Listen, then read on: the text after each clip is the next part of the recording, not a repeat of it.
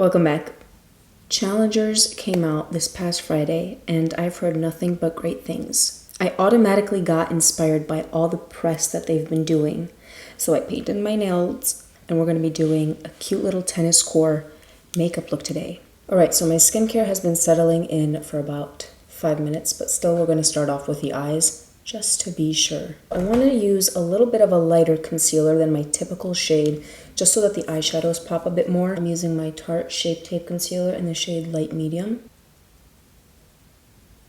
Finished blending that out, and now I'm going to go into this e.l.f. Mad for Matte eyeshadow palette, one of my favorites, and this Morphe and Jaclyn Hill JH30 brush, but any fluffy brush will do.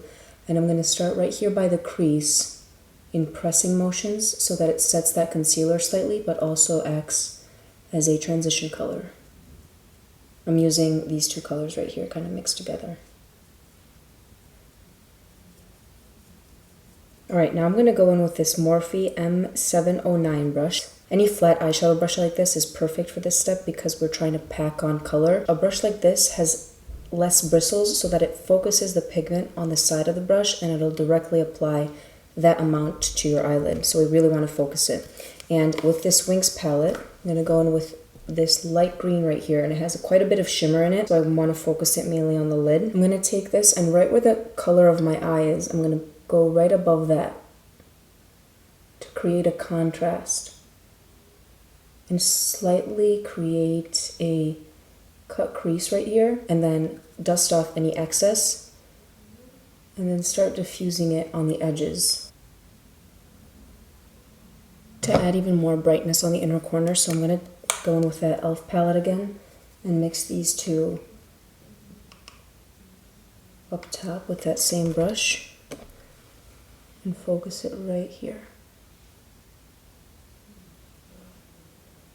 Now this is totally optional, as with anything, but I want to add just a little bit of glitter.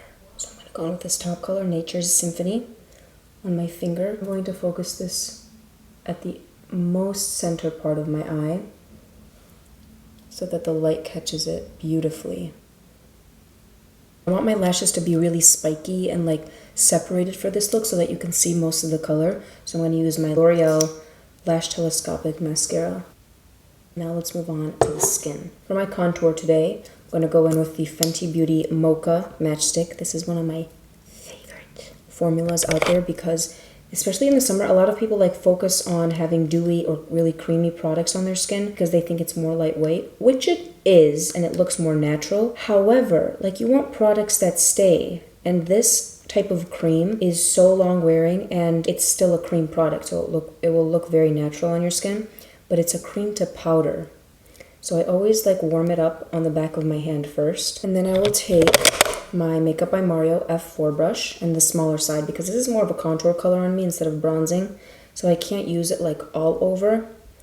And I'll pick it up by tapping it, and I'll start right here above the cheekbone so that when it blends at the perfect spot, and then start tapping it into my hairline as well.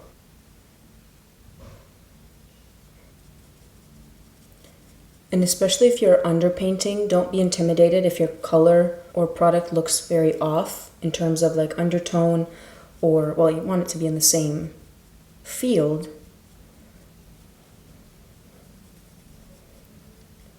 But for example, this looks kind of crazy on me right now, but when I go in with my foundation over it, it'll kind of neutralize it out because the foundation itself is lighter. It's the same thing as if you were to go in like on a canvas that has some black on it. If you were to go over it with white, it'll kind of make it gray. And that's the same thing with this contour. For blush today, we're going to use the Makeup by Mario Pale Petal, one of my favorite products ever. And I think honestly, very underrated as a blush formula and color spectrum because they're so flattering. And I actually do like to use this. Because it's a cream and thicker product, you do need a more dense brush if you want to blend it out. So beautiful. Time for concealer, Maybelline Instant Age Rewind. And with whatever's left, I'll kind of feather over the blush.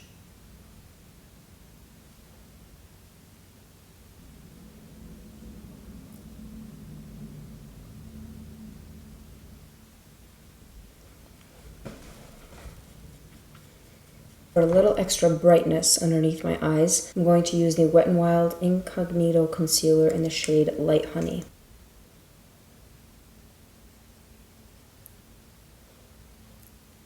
I focused my powdering mainly underneath my eyes, on my chin, and underneath my jaw, just so that I keep a little bit of that glowiness on the cheeks and forehead. Now for blush, we're going to use the Essence Pure Nude Baked Blush in the shade Pretty Peach.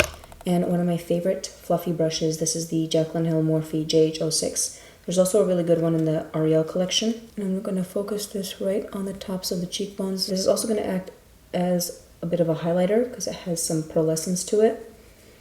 And because we're using such a fluffy brush, it'll really diffuse it beautifully all over. I want to kind of open up the eyes. I'm going to use this initial transition color on a small blending brush and start really pulling it down on the under eyes and slightly on the inner corner, but not too much because we want to focus that green there too.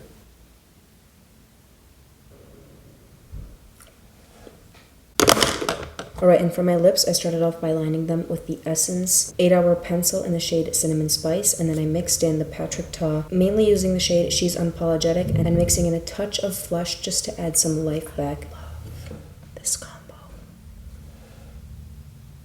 Alright, put my glasses on to make sure everything looks good, and I think that is the finished look. This is like what I feel a pop of color is digestible for an everyday makeup wearer. Like, this is not too crazy, right?